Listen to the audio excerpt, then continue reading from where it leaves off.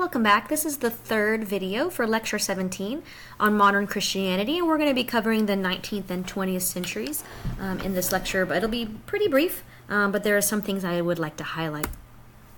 First of all, we talked about the First Great Awakening in America and how important it was not just on the religious landscape, but for America as a country. Well, there was another awakening that happened not long after the First Great Awakening.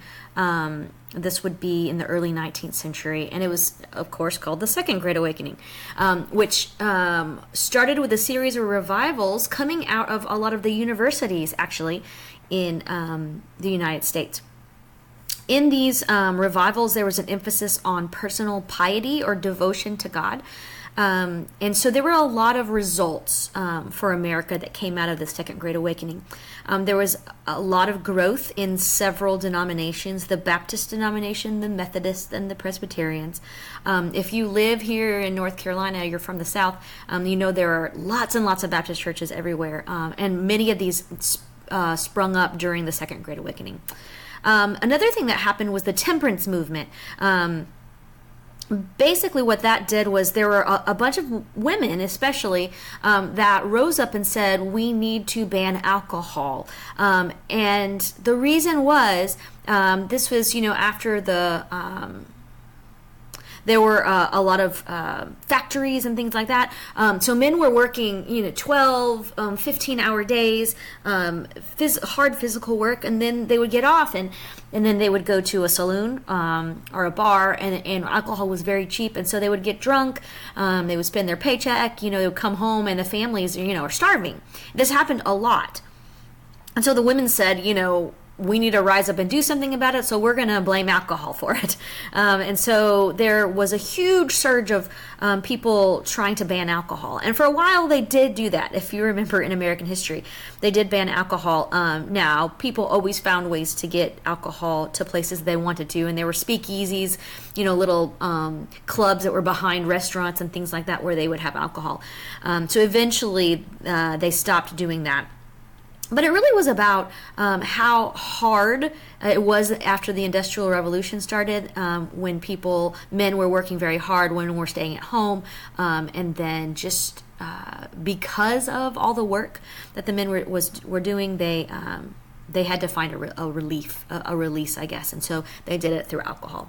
And so along these lines, with the Industrial Revolution and the temperance movement, there was a lot of poverty going on at this time period.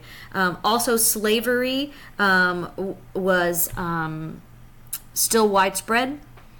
And so Christians stood up after the Second Great Awakening and decided to focus on alleviating poverty and fighting against slavery.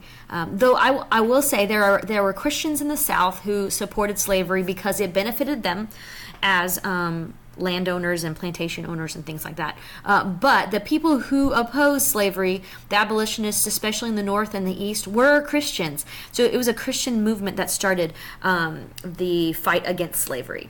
Also, what happened during this time period is that the missions movement began. So churches began to send missionaries around the world to spread the gospel of Jesus.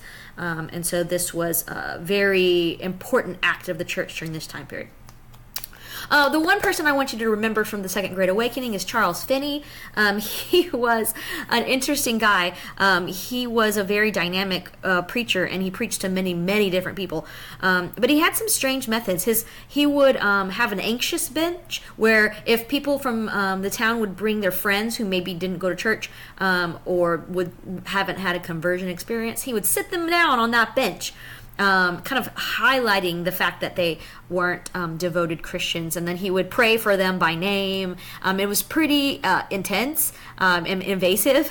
And that time period, I think it was okay. People were not upset about it, but the problem was he would sort of orchestrate an experience. I mean, he would get very emotional and try to convince people that they were sinners, that they needed to convert.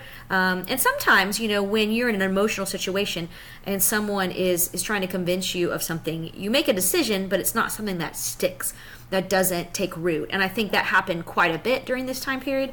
I like to think about what Charles Finney would do in today's time period. I think his methods would not work people today don't tend to like to be called out for not being Christians, and we're pretty suspicious, I think, sometimes of orchestrated emotional experiences.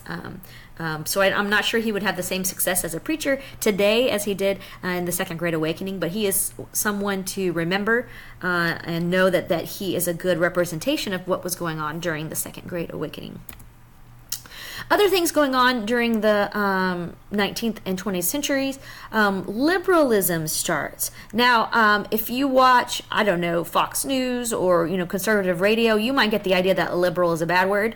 And that's kind of a newer idea about liberalism. Because really, when liberalism started, it still was, it was a Christian movement. Charles Darwin came up with Origin of the Species, and Christians who were intellectual started thinking, okay, how can we keep our faith and also believe in science? How do we reconcile these two things? And liberalism was an outgrowth of that concern. And so lots of things happened in the biblical world. They started doing what we call higher criticism, and this is Bible scholars use this to study the Bible as a archaeological, historical, and literary document. And these are really good things that have helped us understand the Bible more. Of course, they can be taken to an extreme, and they can start leading us away from the spiritual aspects of the Bible, but many of the things that we learn from higher criticism help us understand the Bible and understand God better. So this liberalism was popular among intellectuals, and what happened is they started getting a very optimistic outlook on humanity.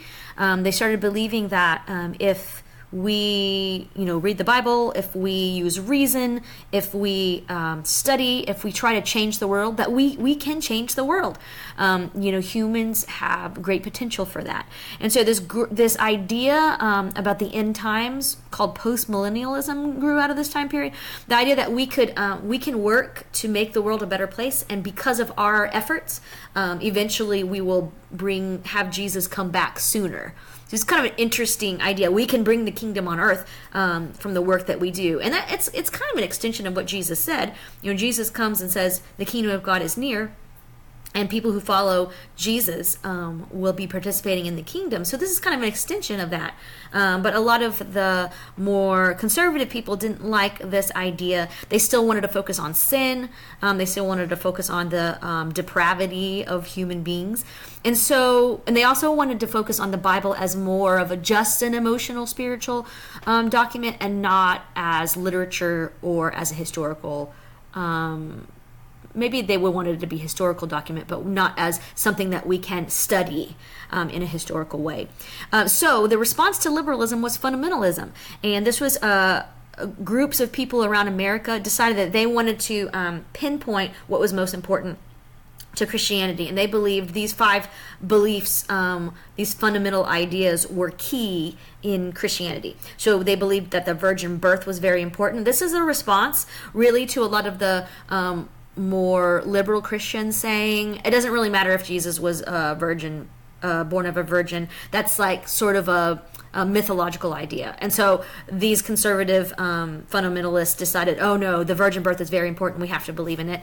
We have to believe that God verbally inspired the Bible. So they believe that every word in the Bible is dictated straight from God, like it is a divine document, not a human document. They wanted to stress the bodily resurrection of Jesus, because many people who were liberal Christians had a problem with miracles. What couldn't be explained by science, they had a hard time accepting.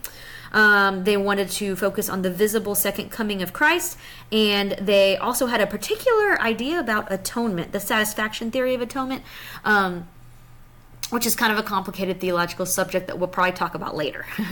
Another thing that's going on while the liberalism and fundamentalism are happening next to one another, there's a social justice movement. And so many Christians, and a lot of them ended up being from the liberalism branch, they wanted to ease the poverty that was caused by the Industrial Revolution. And so they started getting their churches behind things like soup kitchens and orphanages and things like that. And a lot of social change happened because churches were doing this. One of the main figures out of this social justice movement was Walter Rauschenbusch, and he advocated to more of a redistribution of wealth. And of course that makes people in America really scared because they think it's talking about socialism. And it wasn't necessarily socialism that he was advocating. What he was advocating is that the people who are wealthy, the people who are comfortable, the middle class, need to look around and see the needs around us, and we need to help the poor. And so that's what he did. And so there was a lot of political reform in America at this time and social reform because of this Christian social justice movement. The last thing I want to talk about here is this is actually not from your book. It's from a different book that I think is a very important book for the history of Christianity.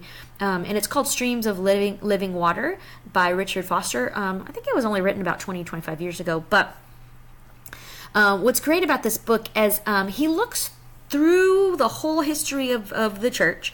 And he recognizes that even though there are many different branches of Christianity and many different denominations, there are 6 main strands of tradition, right? And so you can see them in ancient church. You can see them in the medieval church. You can see them in the modern church. These strands kind of run through Christianity, and different groups belong to different traditions. And so what he does is he divides these 6 traditions and talks about what are their different emphases and examples.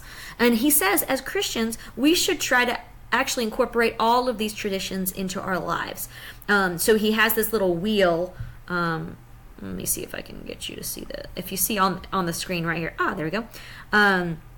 This wheel that you can draw. And so personally, as Christians, you can kind of evaluate yourself in each of these traditions and put a little dot where you think you are. If like the center of the circle is like 0, I'm really bad at this, and the outside is 10, that the goal of the Christian life is to become a perfect circle, that you can adopt all of these traditions into your life, and you participate in Christianity in all these different ways. So let me just briefly go over them. The contemplative tradition is a tradition that emphasizes spirituality, prayer, and silence. Basically, the idea is listening for God. There are early Christians who did this. There were monks who would go out into the desert and pray for days and weeks. They would fast. They would try to connect spiritually to God. And people like this pop up all throughout history. Ignatius of Loyola is a Catholic who also did this. We talked about Spener, Philip Jacob Spener, who was the founder of Pietism. Pietism falls into this contemplative tradition. And basically, if you're practicing this, you're making sure that you have time in silence and time reading scripture and time connecting to God in your spiritual life. The holiness tradition, we talked about John Wesley. This idea is that your faith should be lived out in your thoughts, in your words, and your actions. There should be purity, love in all of these things. And so your life will reflect what is going on in your heart. The evangelical tradition, we spent a little bit of time on that as well, focuses on scripture and proclaiming the gospel. The First Great Awakening is an example of that. The social justice tradition we just talked about with Walter Rauschenbusch. This focuses on having compassion towards all people and helping those who are in need. Mother Teresa would be another example of this. The charismatic tradition is a focus on the work of the Holy Spirit and spiritual gifts. We didn't talk too much about it, but there are some rich traditions in the church when you think about Pentecostal churches and certain Methodist churches where they want to be open to what the Holy Spirit is doing in the world, and they want to use their spiritual gifts in order to change the world. So that tradition is very important. And then the incarnational tradition is difficult to describe, but the idea here is that you are integrating your faith into every aspect of your life. If you go to wash dishes, you're considering it an act of service to the people around you. It's an act of service to God. So sort of everything you do is infused with your love of people and your faith. And we talked about Count von Zinzendorf and the Moravians and how they had their own sort of communal living, so that every aspect of their life was saturated with their faith. and they made sure that it impacted every part of their lives. The Amish are another group of people who do this. So the idea with these strands of tradition is that everybody has a piece of what is great about Christianity. And in order for us to be great followers of Christ, we need to incorporate all of these traditions into our life. And I think I'm going to have to sign off because we're about out of time. Thanks, and see you.